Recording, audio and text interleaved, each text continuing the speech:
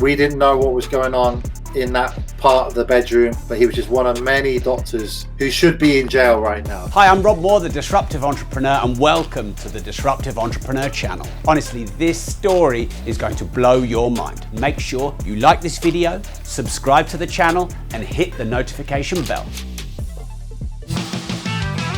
Hi, it's Rob Moore here, and I am with Matt Fidesz. Matt Fidesz in the house now. Matt has an amazing story.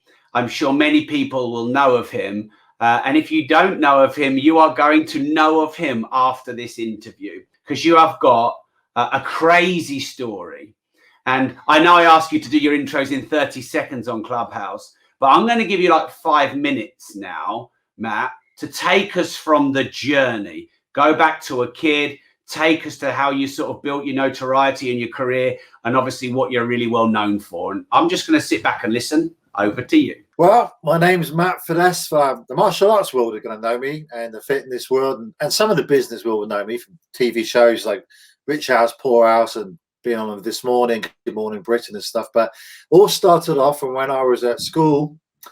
I wasn't very good at school, Rob. I got bullied, and I just wasn't good at it. I just didn't see any kind of correlation to that making me go on to be successful at all, and no confidence whatsoever. And the child who sat next to me at school, he was doing a martial art called jiu-jitsu at the time, and I was worried about this bully who was constantly a lot bigger than me, same age, a lot bigger than me, and so on, which I'll get onto later on. And I was just skinny little short child. I didn't get bigger until I started doing weight training and training hard when I was older. He just said, "Can I come to this martial arts class? And if this kid attacks you, you can defend yourself, you know." So I did. I went on to the class. The first lesson was free. My parents were real against it. They classed martial arts as legalized violence, but they still let me go because they're worried about my safety. And then when I got to about 13, I was in a maths class, and they were teaching me one of the GCSE mock questions, which is how many different ways can you put 50p into a phone box? I just thought it was utterly ridiculous, you know. And actually, when the GCSE exam, I'm not proud of this, by the way, I was a kid back then, question was asked in my actual real exam, it popped up, how many different ways can you put 50p in a phone box? I just put stupid question next to it. So no wonder I failed at all my GCSEs. But what I did do in that maths class that day, do you know, you got the little exercise books they still use, I guess, today. On the back page, I wrote down the list of goals of things I wanted to do. And it was being able to do some crazy things, being able to do splits on the chairs. Yeah, is a big dream for some martial artists. You regret it when you're 40, when your hips are hurt. Be able to kick the ceiling and stuff like that. But other things I put on there is I want to be the most well-known martial arts instructor in the world, have the biggest martial arts business in the world, be in shape and a bodybuilding standard, and stuff like that. Be a millionaire by the time I was 20. And I listed it. My mum kept it. She kept it. She looked at it. She kind of admired it because she was one of 14 children who all got degrees. But because she had 4 sons young, my dad worked for the British Rail. He lost his job. She had to be the breadwinner. So my dad became like a house husband for us boys. And she home studied, starting off as a legal executive to become a lawyer.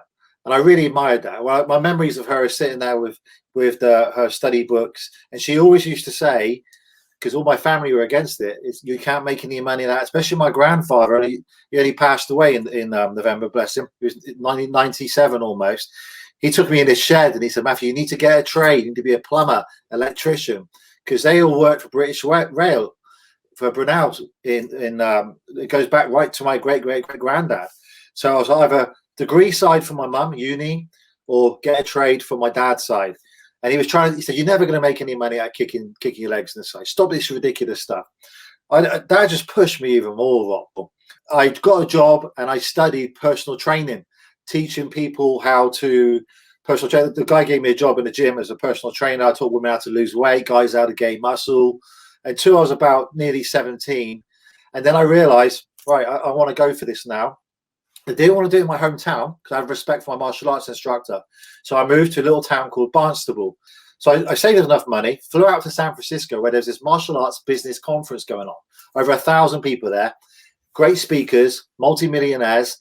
And one in particular, I wasn't scared to approach people. One in particular was a very, very wealthy, successful man. I introduced myself. I was 17. He said, listen, bro, if you want to be successful, I so admire your ambition, what you've done. You're so young and you flew out here and you've walked up to approach me, which not many people do. Follow me for the next week or two. So I made this adaptation. I was the first guy in England to put people onto direct debit. Actually, back then it was standing order for martial arts. Everyone said I'll never work. Now, as soon as I did that, 100 members on a direct debit of an average price of $49 a month, I secured myself residual income. I just taught twice a week, and my overheads were £15 a night. So the rest of the time, I just trained and sat on the beach and stuff and things like that. I mean, that was it. But the rest is history. I mean, I put all the systems in place when the first to do it. 6 months later, 700 members, average price of family rate was about £79 a month, plus with all the other income streams linked to it, like grade-ins and all the other spin-offs. I was making £80,000 a month, and my overheads were £2,000 or £3,000 a month for expenses. And teaching more classes, I was teaching 25 classes a week back then because I never had any staff, so it's a bit of burnout. And then I went on to expand it to 5 or 6 locations, and then things got very crazy. I still remember to this day how this guy walked in. He asked for me, and by then I had a receptionist then, and I had trainee instructors and so on. And he said, I'm a reporter. I work for a news agency called Southwest News, and I've been hearing about this guy. I would like to know if Matt would like to have an interview about his life story. And I was like, sure. He wants to talk about the bullied boy. His kids come to the class, so he worked out some figures on the calculator. Then he realized I've done it 5 times in other local towns, and he did an interview with me, just like we're talking about now. Took some pictures, and I said, is it for the local paper? I was excited about that. He said, yeah, well, wherever it may be, I'm going to put it on the Wire, he said. Well, 2 days later, I was front page of the Sun newspaper, the Star, the Mail, everything. Bully boy becomes millionaire. How old were you when you became a millionaire? Well, if you're talking about cash in the bank and stuff, by the time I was 20, I was a proper millionaire. Yeah, I mean, the business was worth $1 million if I wanted to sell it by the time I was 19 years old. But proper millionaire, where I had like 5 houses at that point as well. So I had a passive income where I didn't have to work anymore. Obviously, you're very famous for something else.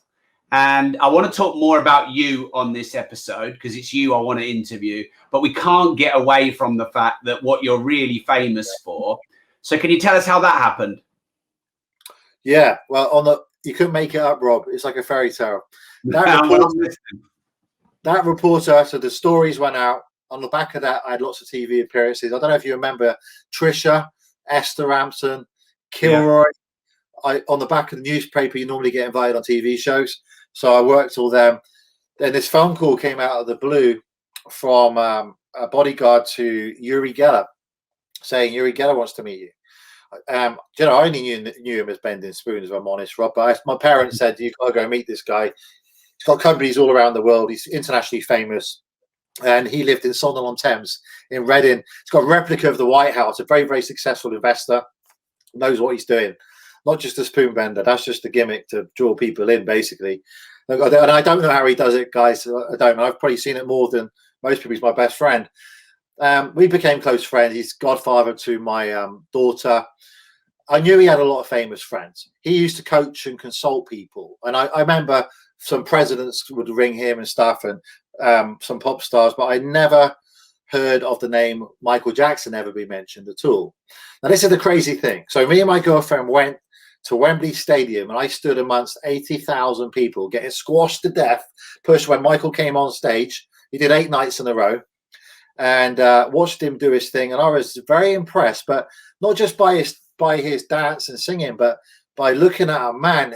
And I was just thinking, I'm trying to be successful financially here. This guy is a multi-billionaire, he's the most famous man in the world. And I'm staring at him thinking, how there? He says, what a story. And I think, but back then he was about my age, actually, now. And then, I came away from that, loved it. Now, Yuri, on the way home, he called me and he said, how did you get on with the show? I thought Yuri, I thought it was great, And then we had a conversation about it. And I said, I didn't get to hear the fans, it was screaming so much over it. I didn't really get to hear much of the music, but, I really enjoyed it. And that was it. He didn't say nothing that his best friend was Michael Jackson. I had no idea. So about 2 weeks later, I had a phone call at 3 a.m. Now, this is not unusual for Uri Geller. All successful people work through the night. I'm like that, and I know you are at times too. Very little sleep. I got an idea in my head. I got to make it happen. So he called about 3 a.m. He said, "You've got to come to my house now. If you don't come to my house now, you're going to regret it for the rest of your life." And I said, "Listen, I got my missus here. What am I going to say to her? You got to tell me why, Uri." It's I can't. You got to come in now. Get in your car. You stop moaning. You got a Ferrari. Get in your car. Drive up to the house. It's early hours of the morning. Now, love you. Bye. And I was like, dear me. So I had a bit of a row with my missus at the time. Got in my car. Drove to his house. Took about 3 hours or so. Kept to the speed limit, of course. Got there.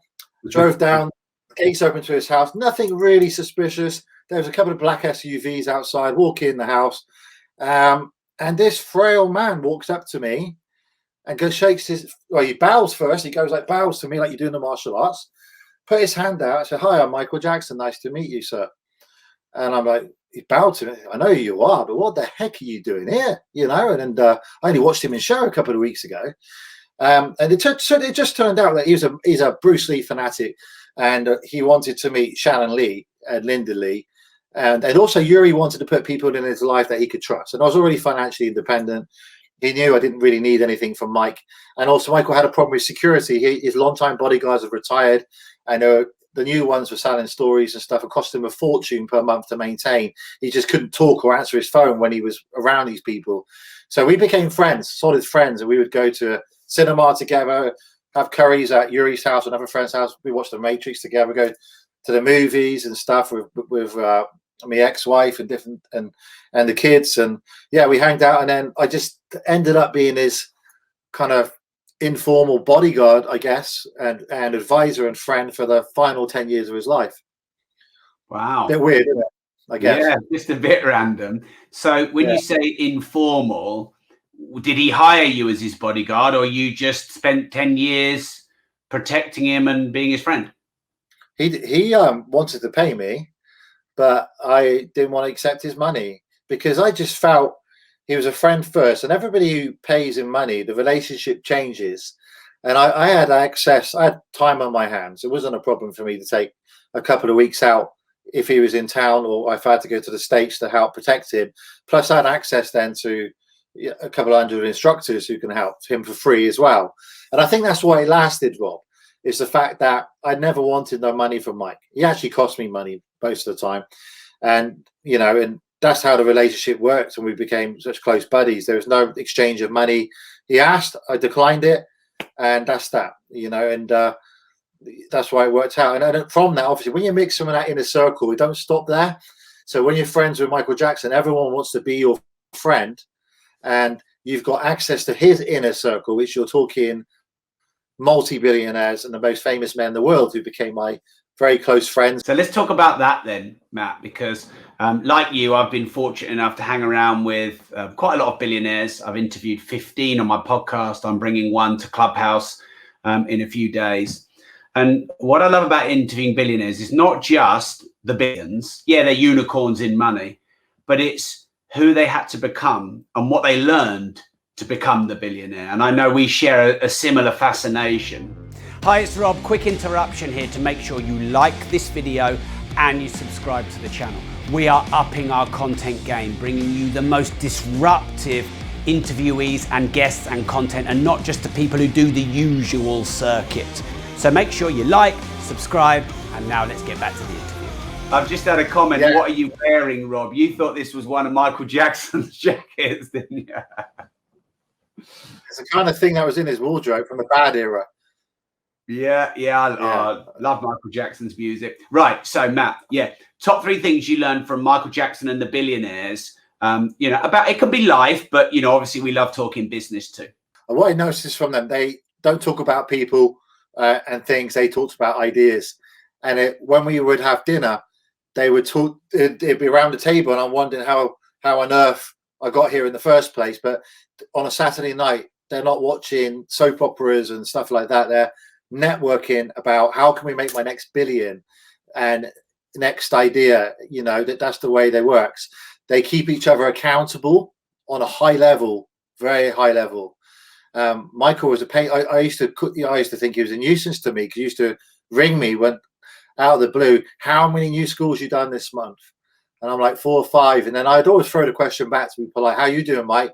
So sure, I'm doing great. I've just done an 18 million deal to tour Korea. And I used to come off the phone and think, oh man, I need to up my game a bit. But it was just, yeah, no, they don't talk about ideas. There's nothing that cannot be done or reached is another thing. And qualifications at school, what I really learned is none of them had any qualifications whatsoever. Now, like going back to Mike, he can't even play an instrument. Michael can't play an instrument. He can do a few bits on the piano and stuff. I still talk about him like he's still alive. It's strange, huh? But and all these guys sat around the table, and I'm talking about like the owner of Harrods as well, Mohammed Al Fayed. I remember being at his house at the dinner table, and we had Daryl Hannah there, the movie star, was there with us at dinner. Michael was sat next to me, you know, doing his usual pranks, throwing grapes at me and things like that. But they just talking about these big things, and I'm there. Whereas my friends were going out and texting me saying, "Oh, we're going to a club tonight. Do you want to come with us?" And I can't text back them saying, "Oh, I'm sat next to Britney Spears, Daryl Hannah, Michael Jackson, and Mohammed Al Fayed." Well, they think I'm flipping nuts. So I used to make up excuses. It wasn't until I was sort out in public with him that people really started to get the idea of it. But they just on a whole different level. They're reading books all the time. That's the other thing. Michael used to read 3 or 4 non-fiction books per week, and they just all very tight inner circle. They keep themselves to themselves, and you don't say where you are. You don't give away things. There, the trust issue was really difficult. The trust, even for me, I couldn't say to people what who's doing and so on, and that's the way it works, you know. And you know, the sad thing with me, Rob, is that I gained a lot of friends when Michael and me become public as friends, you know, and working with him and so on. But when he died, I lost a lot of friends that night. I never heard from him ever again. A lot of family members too, funny enough. Wow. But it's just that network of you could achieve anything you want. It doesn't matter what you learned at school. Qualifications don't come into it. And do you know the most important thing is the mindset. You got a poor boy from Gary, Indiana, one of lots of children. I've been to the house, tiny, 2-bedroom tiny house, all these like 6 bunk beds to get the Jackson 5 in, and his sisters. And he's got an older sister called Rebe too, who's not as famous. All there. And his dad couldn't even afford shoes, had holes in for working in the coal mines, you know, steel mines.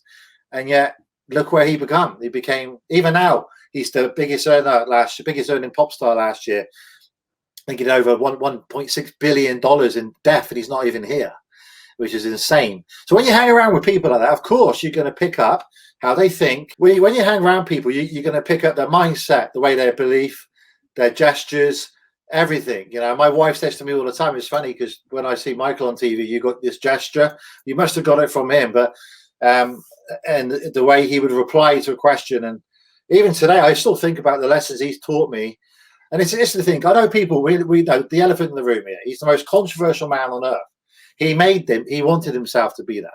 He would always tell me when we're out, I want my life to be the biggest mystery on earth. I want people not to know if I'm gay or straight. I want people I want to be the most controversial man ever, because that's how I'm going to stay in the media and sell records and stay relevant. Hence the face mask, the tape on his nose, the tape on his fingers and stuff. And he said, if people want to be interested in you, you have to be interested in Matt. You can't just be a boring old singer and stuff.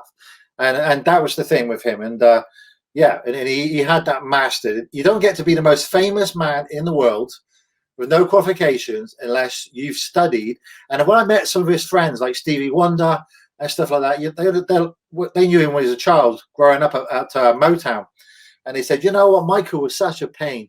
He used to say question after question. We used to be so tired of it. How'd you do this? And he was absorbing all the information. That's why he wanted to meet Bruce Lee's daughter and his ex-wife. So he wanted to know what Bruce had there to be the most famous martial arts icon ever. And he wanted to learn that. But curiosity is common in all of them. Like when I bring them on my podcast, I'm expecting to interview them and ask all the questions. And they end up interviewing me and asking me the questions. Now, they're a billionaire and I'm not. But of course, I've got a successful podcast and I'm live streaming it on YouTube. What's this StreamYard thing then? How do you use that? Or this new media, this is all really interesting. How many people is this going out to? What platforms is it going on? And they're just so fascinated, every single one. And it sounds like Michael was exactly the same. He was exactly the same. Yeah, he was just, he was on it. He was just on it. Do you know one thing he taught me earlier on? Don't be a follower, be a pioneer. We're all big fans of modeling people. So I modeled the guy in the States, right? The martial arts guy who's success millionaire. He said, but model people and then learn from them and then make it better than you've ever done before, and practice. So he would learn from his icons. He used to say, like James Brown, Fred Astaire, Diana Ross. He would model everything they did. If you watch James Brown dancing and watch Mike dance, you'll see some things there. If you watch Mike dance on stage, you see the martial arts are in there. All the Jackson 5 are trained in martial arts. They did kung fu. They all got black belts. Joe Jackson made them do that. Even Mike, you'll see his kicks and his blocks in there and so on. But model people and then build on it and become a pioneer, not a follower. That was Michael's thing, and that was all of his inner circle too. Like Steven Spielberg was one of his close friends, and he always used to say, "This is a good movie, but it could have been better." And I tell you what, Rob, if you try and sit down with these guys, I'm sure you have done, and you watch a movie or a documentary, it was irritating because they would like say that could have been filmed better. They should have shot that from another angle. They should have made this story better by making it more controversial. And I'm like, Mike, will you just shut up so we can just watch this thing? Totally analyze it and absorb him. He won't read a book unless he learned from it. He won't watch the TV unless he learns. He won't watch the news. He just wanted to know how to take his life to the next level. Unfortunately, if social media was around that now, things might have been a bit different. But with the tabloid media and stuff, you've got to trust journalists to portray you.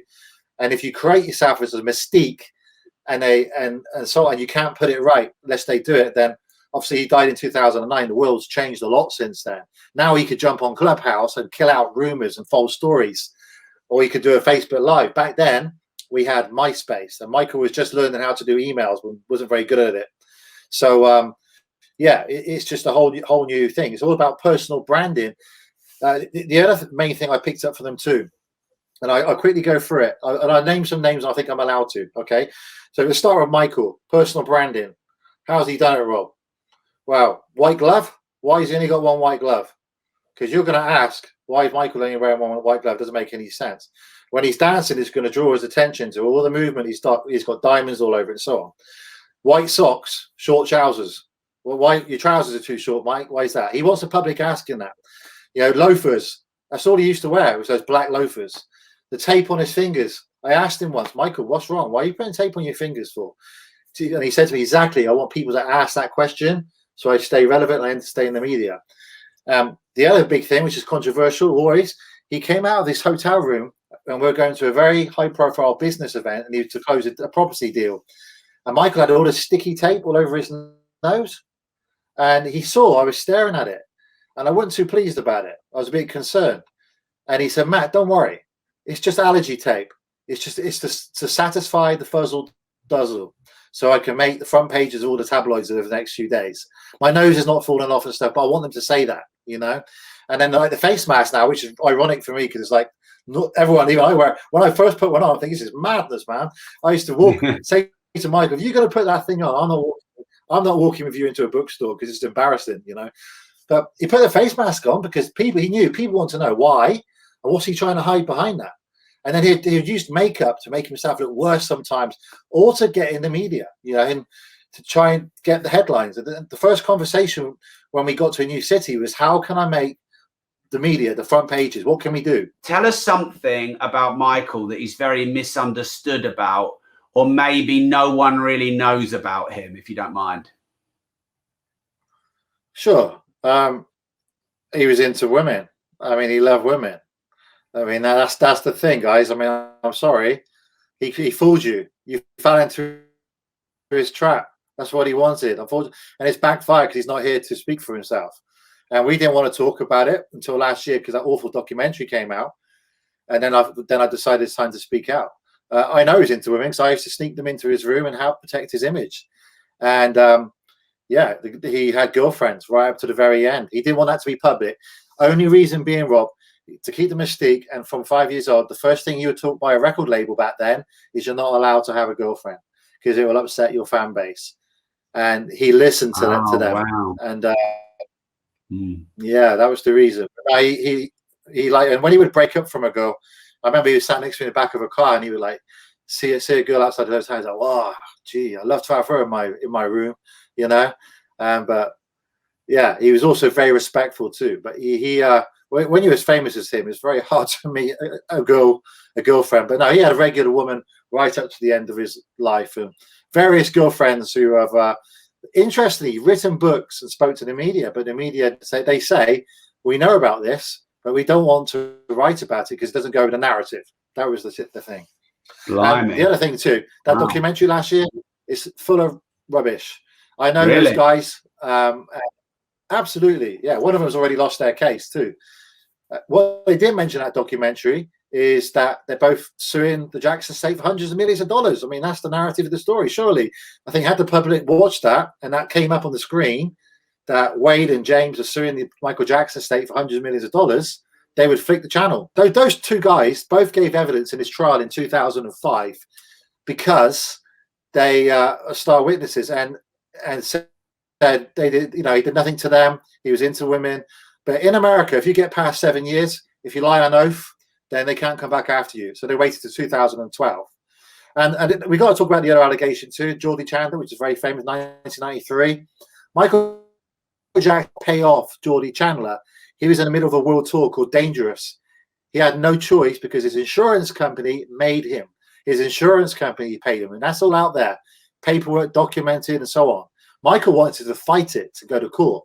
But big money in the tours back then, 80,000 people in a stadium, times 8 per country around the world. They wanted to get him back out on tour.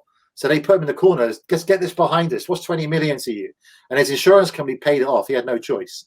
It wasn't his decision. He wanted to fight it. This documentary, then, you think it's lies? I know it's lies. I know it is. And why hasn't it been played since, Rob? Where is it?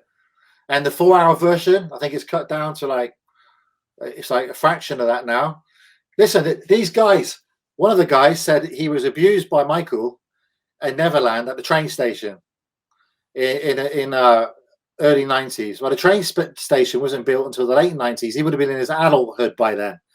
Well, all we had to do is go back to the architect and get the planning and the builders, and you can see where it's stamped. He would have been in an adult life by then. So he can't be abused in the train station that wasn't built. It was absolutely impossible. It was sad with Michael, Rob, because I kind of had the bad 10 years in some ways. There were some good times too, but being the biggest star in the world, you were the biggest target. And he was so nice, so nice. And at the same time, business-wise, very, very clever, but a little bit too trusting because he was always treating people to treat them in every way. He would always remind us when we're in public. When we're in public, we refer to him as Mr. Jackson, be very respectful. Treat your fans. He said, remember, those fans put me where I am. They made me who I am. Treat them with respect. Even if they get overexcited, please, look after them. And sometimes they would chuck themselves under his car and to try and get to meet him because he would pay for their hospital bills and so on. And at times he would visit them. So he treated everyone with respect. He would call, if he met you, he'd call you sir and stuff. And I've never seen anything quite like it, So he didn't assume he was this megastar. He just, to him, he doesn't know any different. He never knew any different. And for me, it was just, had I been a success without him in my life? I don't know. I think I would have been successful to a degree, but he taught me how to franchise. When I said I've got 5 martial arts schools and I can't do anything else, he's like, sure you can. You could do franchising. And I said, okay, it's never been done in the martial arts before. He said, yeah, that's exactly why you got to do it. And he taught me how to do it. He introduced me to a franchise lawyer and he kept me accountable. Wow. Yeah. And now you've got 1,000 and how many? Got 1,080 in the martial arts, and we've got several hundred in Pilates. Yeah. We've got buggy internet. The comments are coming through. I'll be back. So what have we got here? Well done, Sensei Matt. Yeah, I don't want to know how much money they got for that. That's really interesting, isn't it? I'm glad we've got an insider's view on this. Matt is back. How you doing? Right. Where should we go with this? Yeah, let's talk about you, Matt. How did that documentary coming out affect you? We know how it affected Michael. You know, you've shared your version of that story, but how did it affect you? Did you lose friends? Did people judge you vicariously because obviously you were with him for so long? I'm a director of a huge company linked to educating children. So for me, in 2005, sticking up for Michael, willing to be a witness for him in his trial and speaking out for him, you know, parents back then were like, is this the right thing to do? Now, my PR advisors, most of his friends, his big famous friends, stay the hell out of this because their advisors say, you'll lose this endorsement, this endorsement. I couldn't care less, Rob. That guy's done so much for me. He's been a family friend. My mum died at 56 of breast cancer. He would call her every day. And she would say, if it weren't for him pushing me and keeping me inspired and staying positive, then wherever he was in the world, he'd always try and make a phone call to my mother. So I interviewed a chap called Darren Stanton on my podcast who's watching, and he's like a specialist in lie detecting. And he said he analysed the guys you were talking about on that documentary, and he said he agrees they lied about him. Without doubt. There you go. Yeah, so how did it affect you when all this came out? Did you lose friends? Did it affect your brand and reputation? No, I mean, that everyone knows I would not be linked to him because I'm linked to this children's massive organization if I did not know the truth about his sex life, what he was into, who he was as a person. What I did know, though, Rob, is that the image, his personal brand he created had backfired on him, and he's not here to defend himself. So it affected me because he was my best friend, and I stayed quiet. I wanted to watch it, absorb it, and I had some tears. I was upset about it and stuff, and his inner circle in contact with me. What I was waiting for is, I mean, I'm not big famous, right? But he's got some big famous friends out there who can make statements, who know what he's really about. And their advisors didn't want them to speak out. I would ring certain Hollywood stars he would hang out with and say, are you going to talk out? Even a member of his family, actually, who's very famous, and say, why aren't you talking out about your brother? Oh, my record company won't allow me to, or my PR company doesn't want me to get to talk about it, and or I lose this deal or this endorsement. Well, for me, I'm not going to let my friend. And so we got other mutual friends. So we all got together, and then we hit out hard, man, at it with the media, TV. We made a documentary on Amazon Prime called Trace the Truth, where we proved things like the train station. We talked about his love life for the first time ever. And we went on the attack, and we won. We won it. I mean, we proved those guys wrong. And James Safechuck's been thrown out of court already for not adding up. The other guy hasn't got a hope, man. I mean, he's got no hope as far as I'm concerned. Wade performed in Michael's tribute when Michael died. He was on stage as a dancer. The other guy who's accusing him. It was just a very attempt, and it all states back to his image. Unfortunately, when he died, he never got to get across his real image. He tried to with the Martin Bashir documentary. He tried to, but even that guy messed around with the footage and stuff. It was not supposed to be about his kids and things. It's supposed to be about the music, his dance, his achievements, and clearing up the myths. And we were supposed to get a proof tape. He didn't turn up. And then Martin Bashir, we never heard from him again, And if it wasn't for that documentary, I do wonder if he'd still be alive. Michael was trying to clear up his personal pranks. He realized people viewed him differently when, in fact, he's just doing what he was taught. Market, be controversial, stay interesting, people be interested in you, to stay relevant. Madonna does it. She changes her image all the time. It's not uncommon. Yeah. He didn't want to upset the fans. He felt his sex life has got nothing to do with his music and his stage. He didn't want to upset his fans. That's the way Motown taught him at a very young age. Don't say about when you're married or got a girlfriend. None of their business. And he went on to, he does some controversial, like buying the Beatles catalog was controversial, obviously, and he was ruthless in business, extremely ruthless. That he put his glasses on, he just changed. Bang! He was a ruthless man when it comes to business. So I think he got that from his father. Yeah. Okay, we've got loads of cool comments and questions coming in. It's going a bit wild here. I'm trying to stay up with it, but it is my job also to do challenge as well as support.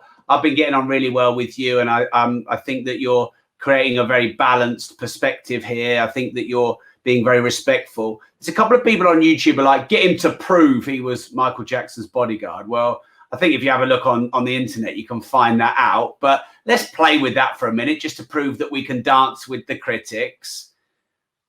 Were you really Michael Jackson's bodyguard for 10 years? Someone's asking you to prove it on YouTube. It would be YouTube, by the way.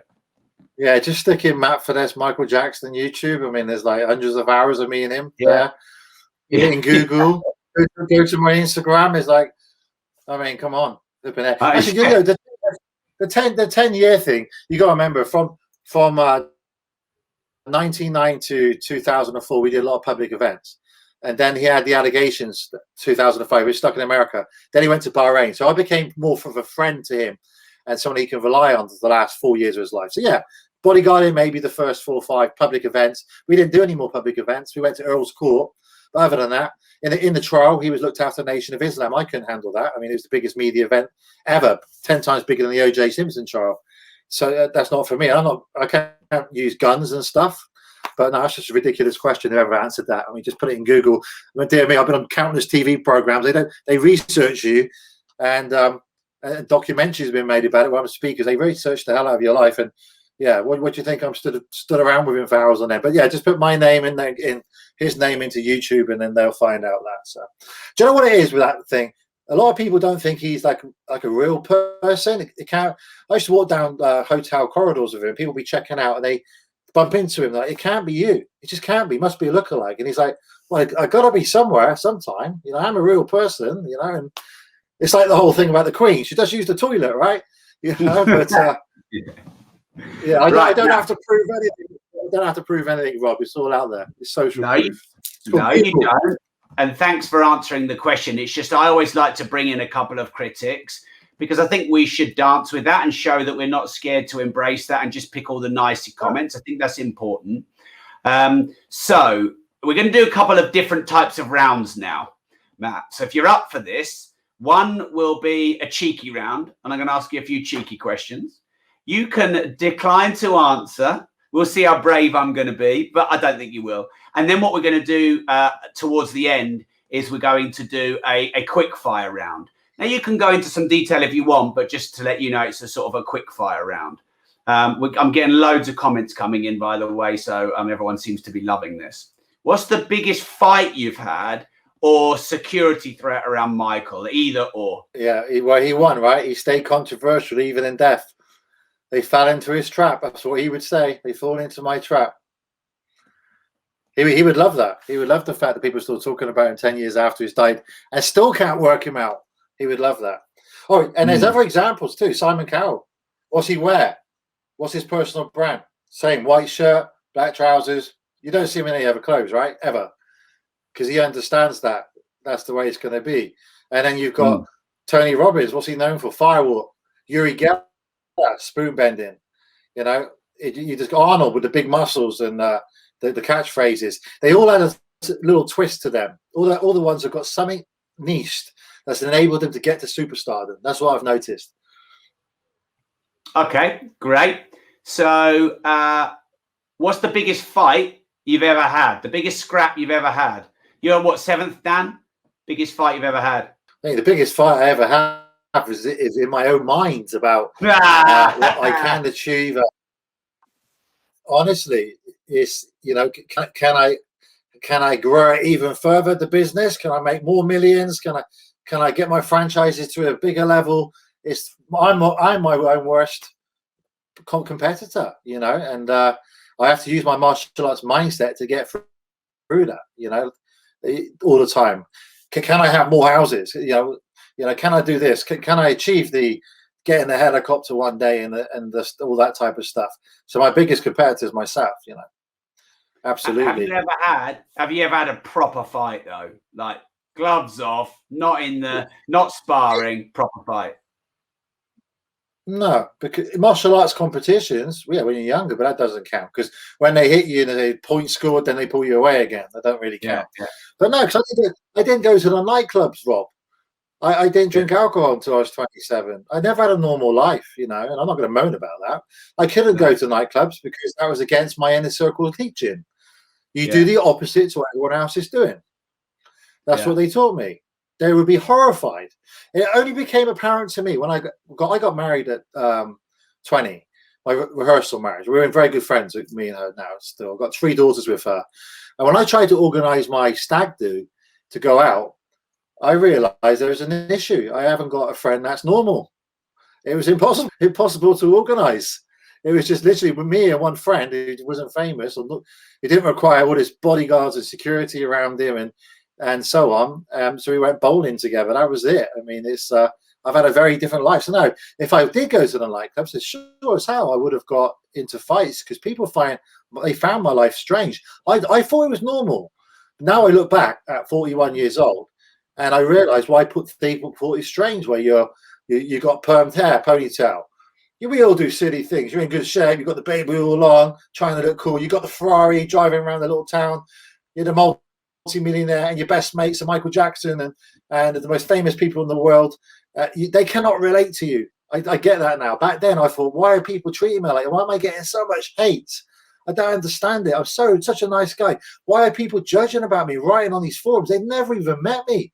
If they met me, they'll see my franchises. They call me the tracksuit millionaire because I'm literally just I'm just tracksuit man. I mean, I'm just a normal guy. I'm still a martial artist at heart. I just love my martial arts and my fitness and stuff. The money came as a byproduct with me, and I just love helping people succeed. I love making millionaires. That's my thing. I love people doing it, and it's not because I want to make the money. I just love it. I can retire and never want to work. I could done that when I was early 20s. I tried it. It didn't work out for me. I ended up on antidepressants and sleeping tablets. It didn't work out. That's not. I have to be creative, and for me, I enjoy just inspiring and helping other people from my mad, weird story that they can become anything they want to be if they just follow the system, follow the mindset, follow the model, the blueprint. And I've got that, and that's it. So no, I didn't get into the fights because in martial arts you're taught to avoid the fights. Yeah. So yeah, if I went into a nightclub at 20 years old, haven't been on TV, someone mentioned here they saw me on TV with him at an event in Exeter, I think. I got him to go to Exeter to do a public. We raised money for HIV and AIDS, a lot of money, over 100,000, I think. And I asked Michael if he would attend, and he attended along with my friend Yuri. Yuri had the football ground at the time, and Michael did a half-an-hour speech. No one thought Michael Jackson was going to come to Exeter. He was in and out of Devon all the time to see me and his family, and his mum stayed at my house and so on. And he turned up, and they couldn't believe it. He did this speech and stuff and things, and it was great. Shane, hey Shane, nice to see you. One of my friends, he used to train with me when I was 14 years old at a gym in Swindon before the dream happened. So remember that. Let me jump in that then. Next question. I got you. So next one is, what's the most opulent thing you saw Michael Jackson buy in one go? Okay, the truth to this, right? He would do this. I know what you guys are getting at, right? Is he go into a store and he'll go around the store and he'll spend like 5-6 million in an hour. And that's been well on TV shows and stuff. That's why someone's asking the question. What you don't see is he sends most of it back the next day. He's done a deal with a store for promo and to keep up his image. And I think the most... Okay, that's the truth. But on top of that, we want the truth. We want the truth. Yeah, absolutely. Yeah. I mean, Michael won't have a problem with me telling you that. So, like the biggest one in the Martin Bashir documentary, we went to Vegas, and he went around his store and he said, "I'll have this." I don't know if you watched it, Rob. "I'll have that one," and they were like, he spent like 10 million or something, but we had to send it all back 2 days later. The one he did for real is due to a time element. He is a great artist. It's probably not very well known about him. He could draw just as well as he could sing. He was phenomenal. And he would have an air bunker where he would go to, and it would be like his meditation time, where he had the airplane bunker locked down, and he had an artist coach with him, and he would draw, and all his pictures are there, and it was escapism for him. When we were in London once, he found out there's this shop that specialized in art, and he wanted to visit. And I said, "Mike, what do you want to do? Do you want me to ask them to shut it down for you, or do you want to just go for it?" You know, sometimes it works out. Sometimes we get ourselves in trouble. We just went for it. We'd shut down Oxford Street. So he said, let's just go for it. So we turned up. We walk into the shop. It's fun. I remember this guy on his mobile phone. He's like, "Holy, you wouldn't believe it! Just walked past me." And we go into the shop, and he was taking ages browsing through all these books. And this bookshop just specialized on art, unique art, and we had to catch a plane. And I went to Michael. Said, "Michael, it's the time. We need to get a move on." And he goes, I said, "Tell them I take it all." I said, "What do you mean?" And he had a stack of about 7 books so far. He said, how long do we have? 10 minutes now. And he said, "I need to take it all." So I'm not going to go up to her and tell her you want to take every book in her shop. He said, "Oh, I'll do it." He said, he went up to the reception and said, "Hey, could I have all this sent to my ranch, please? I want to take everything." And she had the best business day in her life. And we had to rush off. And it was funny, the stuff went to Neverland. And 2 days later, the lady called me. She managed to track me down from my martial arts schools. And she said, "Listen, I don't know if you remember me, but Michael Jackson bought my whole shop out the other day, but I've not been paid. And I'm worried I'm going to go broke." And I tried ringing Mike. I couldn't get hold of him. And then I called his PA. I said, "Is this girl's genuine? He does owe the money." And it's just because of the fans were outside, and it just the madness around him. He didn't get around to the other PA paying it. We had to rush off quick. And then she settled the bill. It's ironic, really. She settled the bill. I reassured her, "I promise you, you'll get paid." But those books, they just went straight to the ranch. So he did impulsive buy, but he was very clever with his money. Very clever. He was very, very, very smart. He put all his money into music publishing. That was his thing. Buying people's music. Yeah. Okay, great. So one more, and then we're going to move into the quick fire round. I've got a call in about 15, 20 minutes, something like that. There's a couple of questions that are on the comments that I'm going to answer. There's one guy that's asked the same question 10 times because he thinks I'm not watching, but I'm trying to listen to you. I'm trying to listen to you as well, Matt, and make sure that I honor the questions that I've already got and you answer that by. I'm going to ask that about the doctor, so don't worry. Right. So does it annoy you when people only want to talk about Michael Jackson? When he died, yeah. And I had to have counseling for that.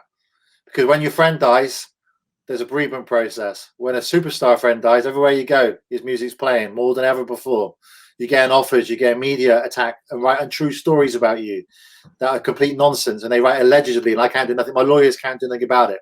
Even every day I wake up to it. Today I woke up to a Google alert about a story about me and Michael. I don't know anything about it. They just rehashed whatever they want. But now I've learned to respect it. I actually asked my PR company, is there any way that when people write about me, they can talk about me as a business person now still and go back to the martial arts champion, the successful martial arts guy, and not talk about Michael? And they said, "I'm really sorry, Matt. The guy's the biggest star in the world. You're in his shadow. You're going to have to accept for the rest of your life, you'll always be known as Michael Jackson's former bodyguard." Just like Elvis Presley's bodyguard is a good friend of mine. He's a very successful martial artist. He's always wrote about first line, Elvis Presley's bodyguard. And yeah, I mean, there's a downside to that and an upside, but I've learned to live with it now. Yeah. Every day I get asked about it. In normal times I go out on the street, people want to talk to me about Michael. Sure. So.